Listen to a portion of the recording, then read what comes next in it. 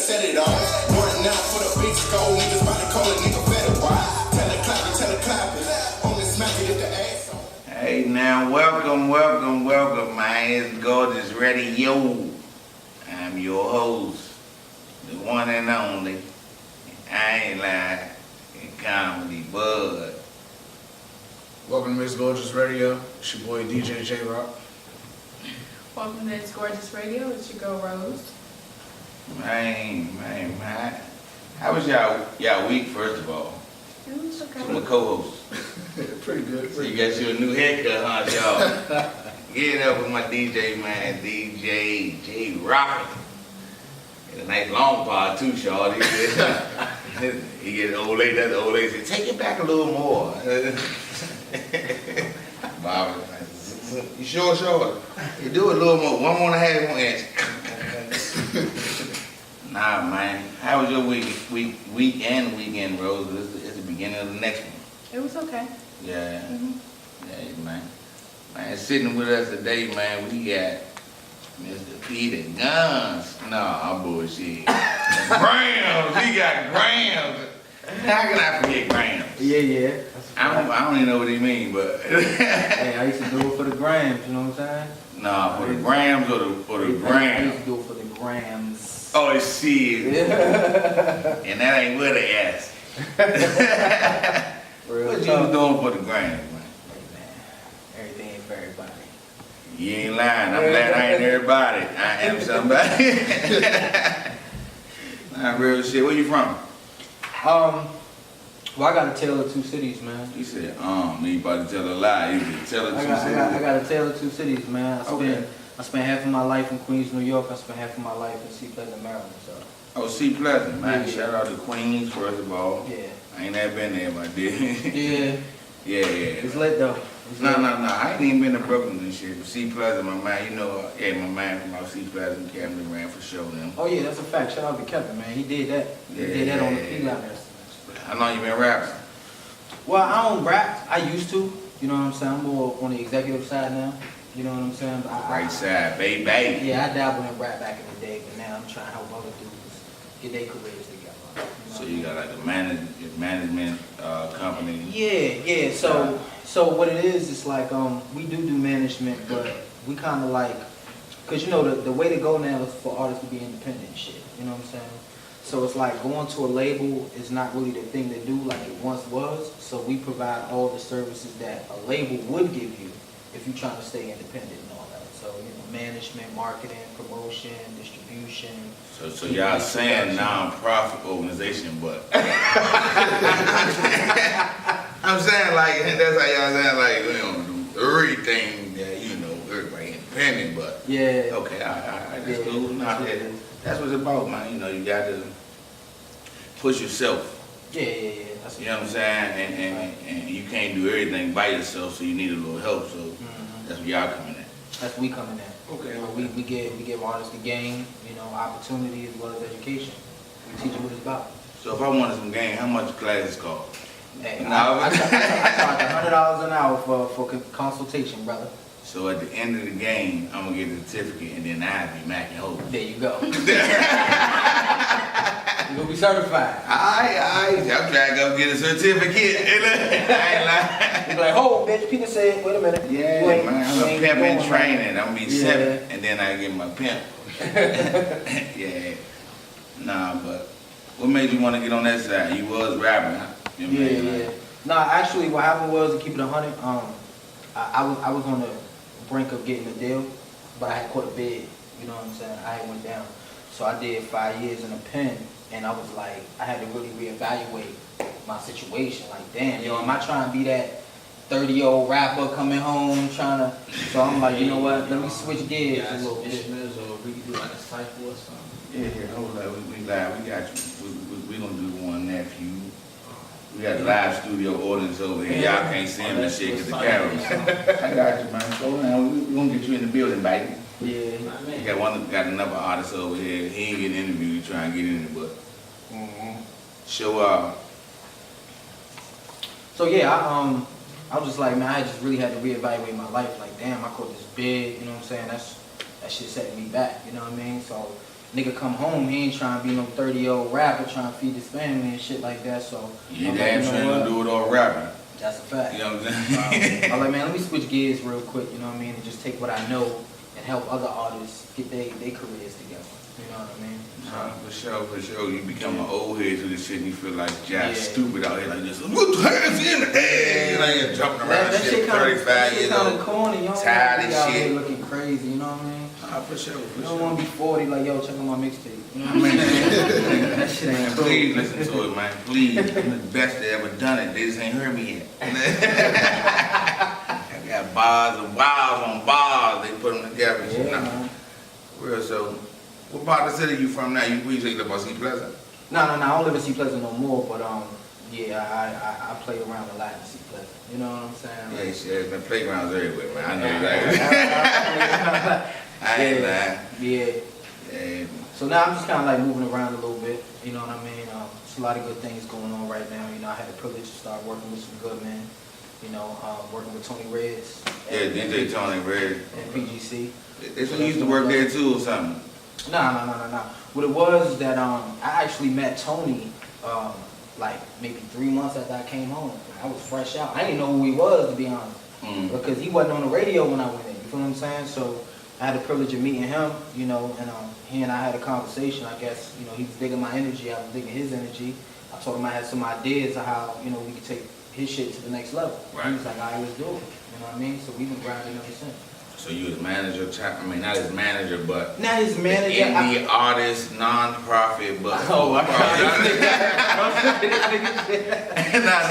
nah, fuck with him. Yeah. You help them get the way he was trying to go. Man, you Yeah, see the yeah. vision for. Yeah, because what it is Okay, like, yeah. because radio is radio.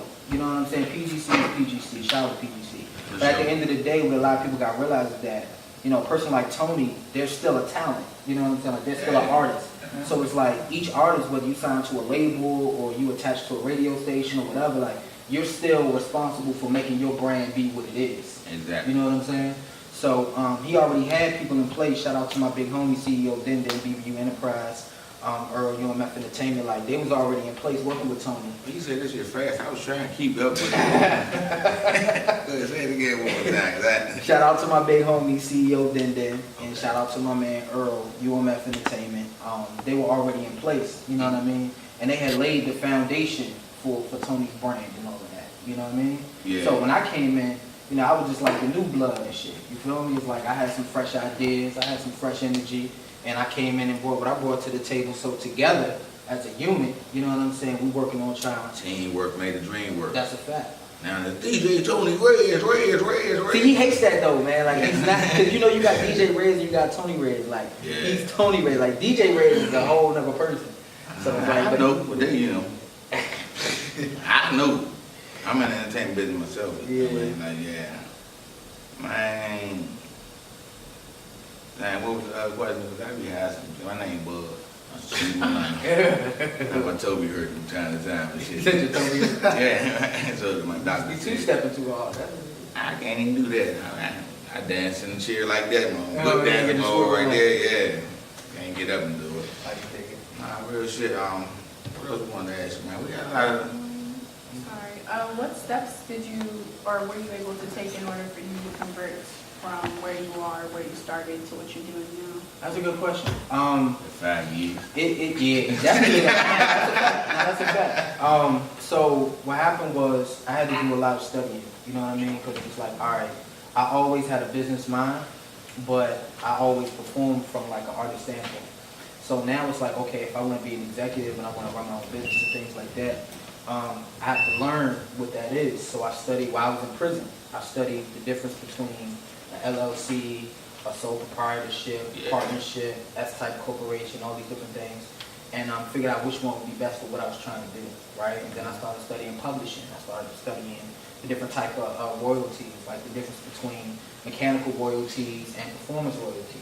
You know, I started studying distribution and all these different things. Because, you know, when you're in prison, you got nothing but time in your hands. So I'm getting all this literature, so I'm studying, so I came home equipped. And that's what a lot of men, unfortunately, in the prison system don't do. They don't prepare themselves for the aftermath. It's like, niggas want to go in the yard and work out and get buffed so they look good when they come home. But He said, fuck that shit, man. I'm going around that shit. I'm gonna go out just like fuck that. I ain't tripping on that. I ain't tripping on all that. I ain't trying to get on no sexy shit. I'm trying to get the bag, you feel me? So I was just... too, I know I could. While niggas was in the yard strengthening their bodies, I was strengthening my mind and shit like that. So just a lot of studying, a lot of research, and just knowing exactly what it was I wanted to do, and then coming home and putting it into practice with no excuse. Okay. You know what I mean? You post like a lot of good reads on your Instagram. Would Yes, ma'am. any of the books that you post on your Instagram have anything to do with how your mindset changed while you were incarcerated? Oh yeah, absolutely, absolutely. Because I've always been like an intellect. You feel me? Like I always sought out information. But you know, I was ripping and running in the streets. You know what I'm saying? Like I come from the streets, like for real. So I didn't have the time to really sit down and get into literature like that. But when I was incarcerated, I was able to explore a lot of my interests. You know, spiritual, economical, business, philosophy, psychology, all these different things. So now I got a library at home. You know what I'm saying? And I still read. I'm an avid reader.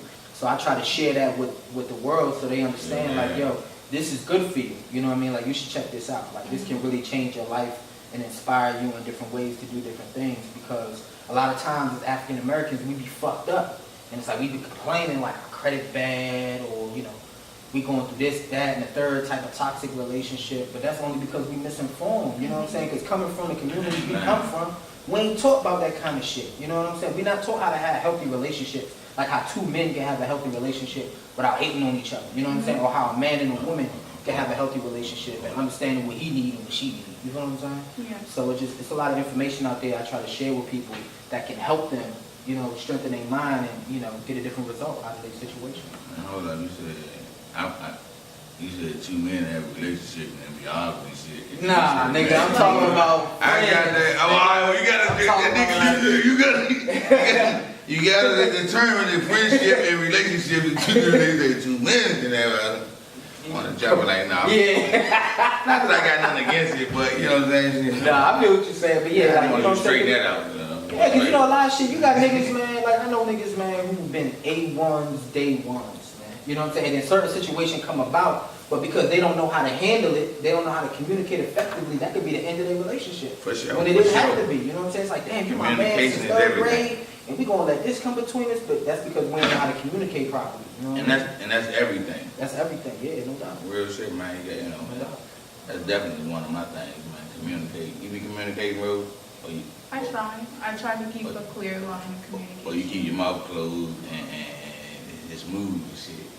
Communication is the key to everything, though. For me, I try to not say much when it could be, you know, a little abrasive, but then sometimes I don't care, and it'll just come out how it is. Come on, how you feel? So you're a good communicator, DJ David? Sometimes. Wow. Sometimes. I mean, it depends on what mood I am. Like, if I could be pissed off and I won't say shit to you. I mean, you're gonna shut down, like, you know, yeah. I mean, like, it basically depends on what the situation is. Yeah, so we ain't necessarily where you from, but you just told us where you be hustling. I mean, nah, you say you from C Platinum, where you know? Yeah, So who you done work with in DC for other artists? Oh shit, everybody. You know what I'm saying? From the biggest name to the smallest name. I mean, Now I'm in between somewhere. Goddamn, you ain't working with me. I mean, I ain't the biggest. You need to come fuck with me, man. We be doing shit for the comedians too, man. We fucking with what's my man's name? Damn. Damn, his name slipping my mind. I don't know. His name slipping my mind right now. He gonna be pissed off. But yeah, we fuck with a lot of comedians, man. Straight up. Okay. Because what we try to do is, like right now, we got different segments on Tony's show. And that's also what I do too. I'm the producer of some of the segments on the Mr. 24/7 show, right? Okay. So what we try to do is, we try to create a segment to showcase talent from every genre of the entertainment business in DC. So like, for example, Monday, we got New Music Monday. And me and Tony were just having a conversation the other day where we want to implement the producer circle to where the producers can come on live on the air now and sit down and talk about what they do, showcase their Once a beats. week type shit, yeah. Yeah. And then we got positive hip hop on Tuesday, we got trap music on Wednesday, we got R&B on Thursday, and we got DJs on Friday. You know what I'm saying? Friday, I'm gonna have to come. Yeah, that's a fact. I definitely get DJ J Rock in that mug. Oh yeah, that's a fact. I mean, you know, J Rock, that's my guy. I mean, he in there. That's a fact. How does somebody get into contact with you in order to be featured on any one of those sites? Yeah, what's your handle? Oh man, Let I the got world so know. many. Yeah, I got so many. Like, Come on, you man. can reach me. You can reach me. The main joint that you be answering. Well, if you want to answer, you gotta talk to my peoples. You know what I'm saying? Iconic Quest. You gotta hit the Iconic Quest demonstration if you want to Let the answer. people know in the camera, man, where they can reach you at, man. Yeah. So you can find me everything Peter Grams, Facebook Peter Grams, Instagram at Peter_Grams. You can also follow my company. That's where you're gonna get a response from. Like my man was talking about. If you want somebody to answer you, then holla at Iconic Quest, Iconic_Quest, and then they'll get back to you. Spell it out, because motherfuckers be in public schools and shit.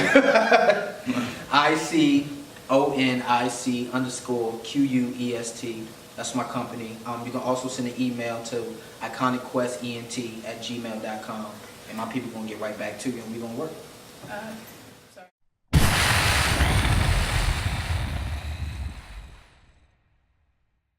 You know, like, I know you said when you was coming home, you know what I'm saying, you had to switch up and want to be that 30-year-old rapper that's Right. still trying to promote. Right. Is there anybody else like that helped inspire you into wanting to do that? Yeah, man. You know, like, I was born in '86. You know, so I grew up in the '90s, and you know, '90s to me was like the golden era of music. Period. You know what I mean? Like R&B, hip hop. It was just ridiculous. Like everything that came out was soul touching. You know what I mean? So I really believed in that. So it was kind of like the era of movements, as far as I was concerned. Like you had Master P with No Limit, you had Baby with Cash Money, Rough Riders, Rockefeller, Murder Inc. You know, they created dynasties. You know what I mean? So I grew up watching Puff, J, P, all these different ones, and they were relatable to me because it was like, yo, these niggas come from the same type of environments that I come from. You know what I'm saying? Broken homes, poverty-stricken environments, and it was like they took their situation and used it as motivation to create something greater, right? So I grew up studying them, you know? So I looked at my situation like, damn, you know what I'm saying? I'm locked up for a serious offense, you know what I mean? And this kind of like threw my life all the way off track. So am I going to allow this to destroy me? Or am I going to use it as a catalyst to create something better for myself? So when I looked at people who came before me, like Puff, for example, a lot of people may or may not know this, but when Puff first started interning at Uptown, right? That was in New York. At that time, he was going to Howard University here in DC. So Puff ain't had no money because, you know, as an intern, they're not paying you. Right. So what he had to do was he had to stowaway on the train and the buses to get back and forth between New York and DC so he can go to school and work because he couldn't afford the transportation. So I'm like, wow. He didn't say, oh man, you know, I'm fucked up. I can't afford to do both, so I'm just going to let one go. Nah, he found a way. So that was inspiration for me to come home and find a way. You know what I mean? And I felt like DC haven't gotten its just due in this industry yet. So I had a passion for that too. Like that was my motivation. I'm like, cause I know so many talented niggas, you know what I'm saying? Like I can't even name on my hands and feet how many talented people I know in this area. But I feel like DC hasn't gotten its proper recognition and hasn't become a staple in the industry as of yet when it should. So I wanted to be a part of the people who led that movement and made that possible. You know what I mean? And that's what we've been working on. And we've been successful at it so far. Like how many artists you have like under you now?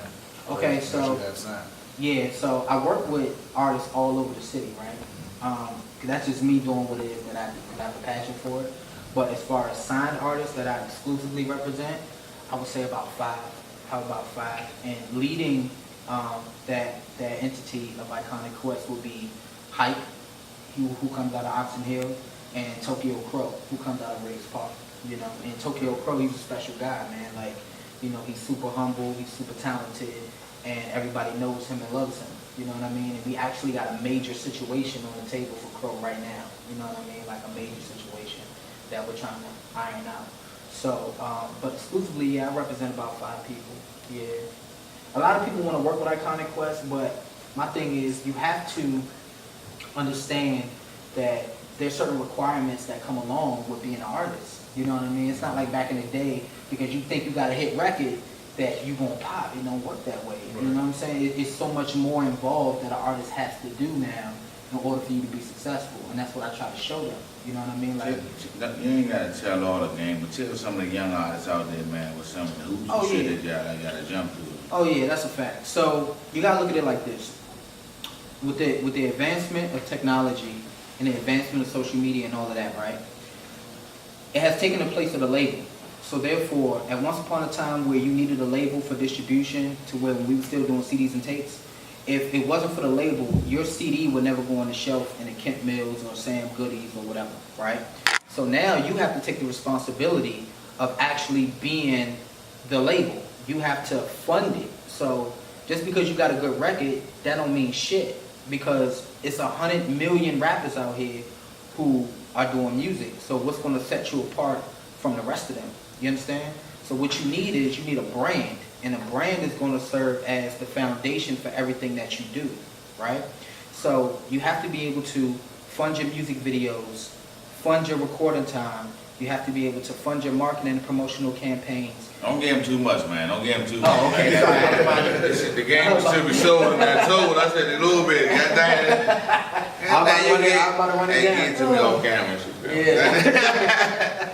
Yeah, but that's a little bit of what we teach these guys, man, and that's just not artists. That's comedians, actors, models. I mean, we work with all of them. You know what I'm saying? Artist development type of. Show you how to be a business. Yeah. How did you start Iconic Quest in order for you to have at least, or for what you say, for 5 people to be signed into the label? Oh man, yeah, I done had more people than that, but I had to let them go because they just weren't ready for this industry. But to answer your question, I had to first build a brand, because when I came home from prison, nobody knew me. Nobody knew what I was capable of, so I had to show them. So I built a brand that later became a household name. You know what I'm saying? Like, people, you mention, it's very few circles that you can mention Iconic Quest and nobody knows what you're talking about. Very few. And the reason why is because I had to build a brand and a representation that people could identify with. So it's like, yo, when they see Iconic Quest, it's like, yo, I like that. It makes me feel good. It looks good. You understand what I'm saying? It represents what I represent. You understand? So once I started to show people that this became like a homely type of feel, to where people feel welcome and comfortable, then it was like, oh, I want to be a part of that. You know what I'm saying? Because here's this guy who come from the same struggles that I come from, and he was able to personify all of this and make it positive, right? So people's like, yeah, I want to do that too. So that's where I come in and say, okay, well, this is how I show you how to do it. You know what I mean? Non-profit organization. He keeps saying $59.99. So it's like a lot of people are, aspiring models or aspiring artists, right, or even producers or something like that. How do you go about increasing your fan base and making your name more of a household name? That is an awesome question. So look, this is the thing.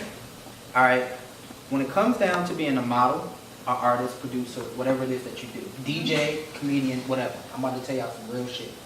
It's not about your talent, right? This is 2018, because there's so many people that you have to compete with who does what you do, and they actually may be good at it. That's not the point. The point is to personify a lifestyle that people can relate to, right? So that's what social media comes in at, and people don't understand the power that social media holds. Because now it's like we're living in a time where we can control the perception of how people see us, right? So with social media, you have to personify a lifestyle that people can say, I relate to that. Like when I make certain posts, it's like, yo, he said the same shit we were just talking about the other day. Or, yeah, that's 100, like that's how I feel too. Like you may not have said it, but you agree with what I just said. So you don't agree with people putting on a show or flexing for the gram? You just No. want to be who they are. Yeah, be who you are, because you gotta understand, don't just show yourself in an upward position. Because you got people who live a regular day-to-day life who's not always in an upward position. So show everything. Show everything. Like when you win, you ain't showing yourself crying and shit on the gram like this. I'm saying, boo, I'm sorry, boo. Nah, you don't want to go that hard. Sorry, boo. Nah, you don't want to go that hard. I know I fucked up. You know what I'm saying? You don't want to go that hard. But you do want to show a sense of vulnerability, because it makes you human. And then it's like, you being a woman, right? Mhm. If you're going through a bad relationship, issues on your job, whatever the case may be, that may not be necessarily pertaining to what you do professionally, but it shows who you are as a person. And Right. do you know how many women will be able to relate to that situation that you Right. dealt with, Mhm. be it positive or negative? Mhm. And now you just gain fans and followers, because it's like, yo, she's just like me. She goes through what I go through. She feel like how I feel. She think what I think. Not only is it more relatable, but like if I'm actually speaking facts, then somebody will be able to touch on some words that I spoke on. Absolutely. And that's the key. And that's what the brand is. So when I use the word brand, I'm simply speaking on your culture and your lifestyle. That's what your brand is. You're presenting your lifestyle to the public. So think about in the 90s. We didn't have social media or none of that shit. Mhm. So whatever our favorite artist was, whether it was Project Pat or MC8 or Tupac or Biggie or whoever, we didn't know what type of lifestyle they really led except for what we heard on the record. But see, now with social media, we have the insight into what a person's lifestyle is really like. We know how people interact with their kids, what they eat for breakfast, Man, what yeah. type of car they drive. All the this, good that, and shit third. though. Yeah. Only the good shit. Bitch named the greatest mom ever, and she look like she But drive no, her kids. no, because I'm gonna give you a prime but example. Ain't No. feeding them. You No, know what I'm gonna I'm give you a prime example. Jim Jones, I believe it was Christmas Day. The house that he bought his mom's in Jersey, it burnt down to the ground on Christmas Day. So he posted a video of him standing outside of the house that burnt down that he bought for his mom on Christmas Day. You got to GoFundMe account and everybody pay for the house and help them. Feel sorry. A man with a lot of money doesn't need to go funding. Yeah, shit. Unless the profits were going to a non-profit. Right, right. See?